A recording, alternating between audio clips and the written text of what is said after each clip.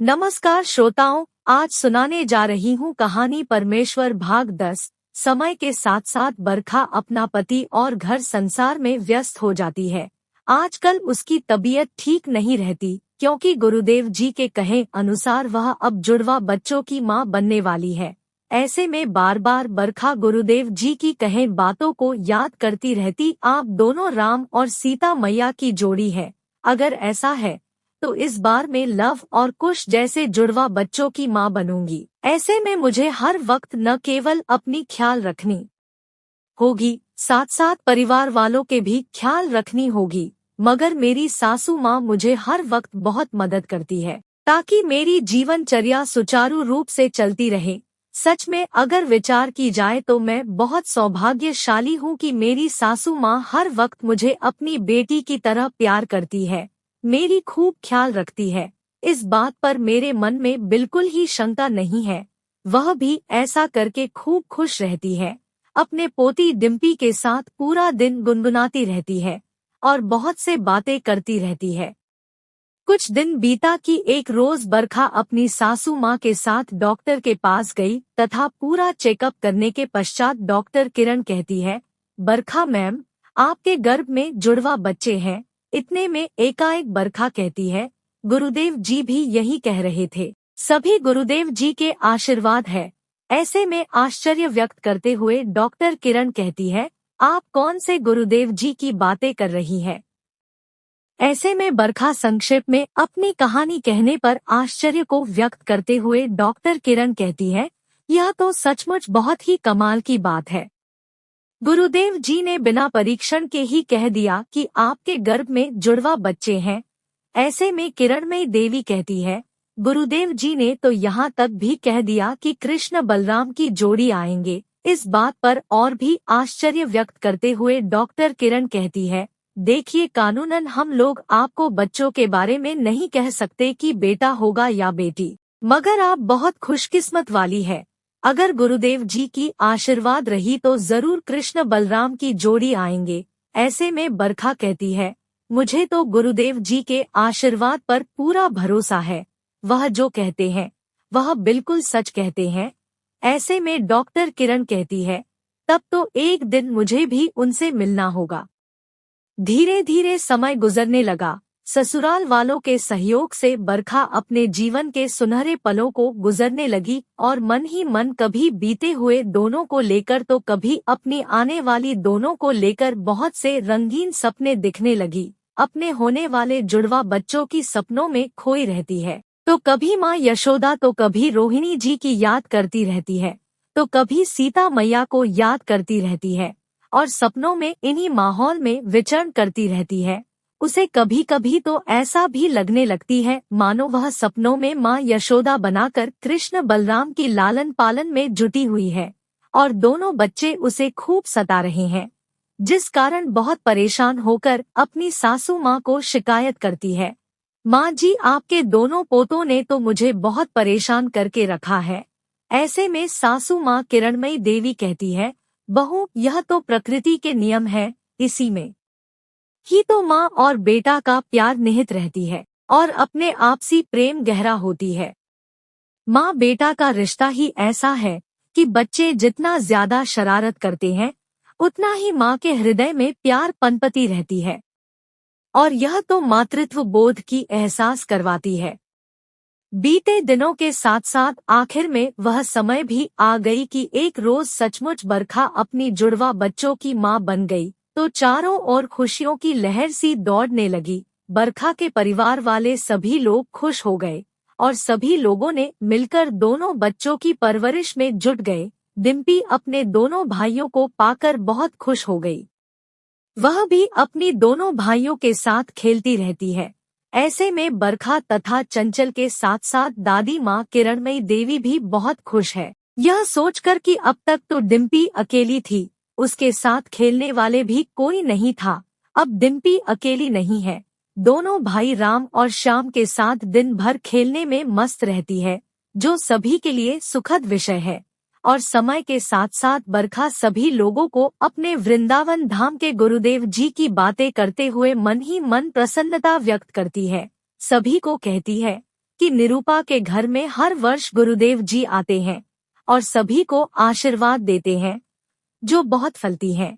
ऐसे में सभी लोग समय निकालकर गुरुदेव जी के प्रवचन सुनने को जाएं और उनसे आशीर्वाद प्राप्त करें। ऐसा करने पर जीवन में बहुत सुख मिलती है, संसार में प्रगति होती है। बातों बातों में यह अपने जीवन की कथा भी उन्हें कहने को नहीं थकती, ताकि सभी को उसके कहानी से सबक मिले और अपने जीवन में व्याप्त करवाहट को समाप्त करते हुए जीवन के सुनहरे एहसासों को भरपूर उपभोग कर सके। समय बीतता गया कि एक रोज माँ भवानी देवी के मंदिर में पूजन करते समय एक 7-8 साल की बच्ची को पूजन करते देखकर बेटी डिम्पी अपनी मम्मी से कहती है, मम्मी मम्मी देखो, यह मुझे भी छोटी है और अकेली देवी माँ की पूजा कर रही है। ऐसे में बरखा कहती है, यह तो बहुत अच्छी बात है, तुम उसकी मदद कर दो ताकि वह अच्छी तरह से पूजन कर सके। इतने में बरखा उसे पूछने लगी, बेटी तुम अकेले मंदिर में आई हो, तुम्हारे साथ कोई भी नहीं आई है? तुम्हारी माँ क्या नाम है? जवाब में बच्ची कहती है, मैं अनुराधा हूँ, मेरे साथ कोई भी नहीं आई है। मैं कभी कभी यहाँ पर आती हूँ। मेरी माँ मुझे मंदिर में आने नहीं देती, मगर मुझे पूजन करने की बहुत शौक है, जो अकेली ही चली आती हूँ। कभी मेरी माँ आती है या तो नहीं, मगर मैं खुद ही चली आती हूँ। मंदिर में आने पर मेरे दिल को बहुत सुकून आती है। मुझे ऐसा लगता है कि यहाँ पर पूरा दिन बैठी रहूं और दिन भर यहाँ पर बैठकर भगवान की पूजन करती रहूं। बातों बातों में बरखा कहती है, क्या तुम हमें तुम्हारी माँ से मिला सकती हो? जवाब में अनुराधा कहती है, हाँ, आप मेरे साथ चलेंगे तो मैं आपको हमारे घर में लेकर जा सकती हूँ। आप मेरे साथ चलेंगे ना? जवाब में बरखा कहती है, हाँ, क्यों नहीं। मैं तुम्हारी मम्मी जी को समझाऊंगी ताकि वह कभी तुम्हें भगवान की पूजा करने पर रोके नहीं, वरन वह भी तुम्हारे साथ आकर मंदिर में पूजा करे और देवी माँ की आशीर्वाद प्राप्त करे। आप देखो ना, मैं रोज बेटी डिम्पी को पूजा करने को मदद करती हूँ। बरखा की बातों में अनुराधा बहुत खुश होती है। ऐसे में अनुराधा बरखा और डिम्पी को साथ लेकर अपने घर को जाती है, जिस पर अनुराधा की माँ वैशाली प्रथम दृष्टया बहुत नाराज हो गई और विरक्ति की भाव प्रकट करते हुए कहती है कि पागल आज किसे पकड़ कर ले आई है। ऐसे में बरखा कहने लगी, आप निश्चिंत रहें, हम लोग आपके ही नजदीक रहते हैं। मंदिर के उस पार आधे किलोमीटर की दूरी पर हमारा घर है। मैं बरखा हूँ, मेरा पति चंचल है और यह मेरी बेटी डिम्पी। आप शायद किरणमयी देवी को जानती होगी, वह मेरी सासू माँ है। मैं तो इस छोटी सी बच्ची को पूजा करते हुए देखकर सचमुच अभिभूत हो गई हूँ, तो सोचा कि आपसे मिल लेती हूँ। आप मंदिर में नहीं आती है, अगर आप भी आती तो आपसे पहले ही मुलाकात हो जाती तो कितना अच्छा होता। इतने देर तक बरखा खड़ी खड़ी बातें करती रही। जब देखा कि शिष्टाचार वश भी वैशाली उन्हें बैठने को नहीं कहा तो बरखा खुद ही सीढ़ी पर बैठ गई। तो इतने में वैशाली कहती है, अरे आप वहाँ क्यों बैठ गई? बरखा कहती है, कोई बात नहीं, मैं यहीं पर ठीक हूँ। मगर वैशाली उसे अंदर बुलाकर बैठने को कहती है। इस पर बरखा शुक्रिया कहते हुए अंदर बारांदा में जाकर कुर्सी पर बैठती है। ऐसे में वैशाली कहती है, असल में मुझे इन सब पूजा पाठ में ना तो विश्वास है, ना तो मुझे कोई उत्साह है। यह तो पता नहीं अनुराधा कहाँ से आई है। जैसे जैसे बड़ी होती गई है तो यह पूजा पाठ में मन लगा लिया और घर में या तो कभी कभी मंदिर में भी चली जाती है, मगर मुझे बिल्कुल अच्छी नहीं लगती। बातों बातों में बरखा पूछने लगी, क्या अनुराधा आपके इकलौती बेटी है या और भी कोई है? जवाब में वैशाली कहती है, हाँ, यही एक बेटी है, यही एक ने ही तो नाक में दम करके रखी है बाबा। मुझे और नहीं चाहिए, एक ही बहुत है। पता नहीं लोग ज्यादा बच्चे कैसे पाल लेते हैं। ऐसे में बरखा कहती है, अच्छा, आप लोग कितने भाई बहन हैं?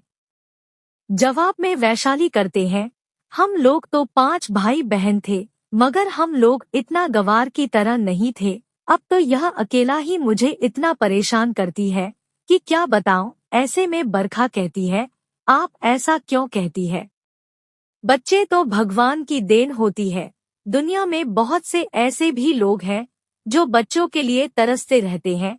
बहुत से ऐसे भी हैं जो मां नहीं बन पाई, ना जाने वह कौन से पाप किए होंगे।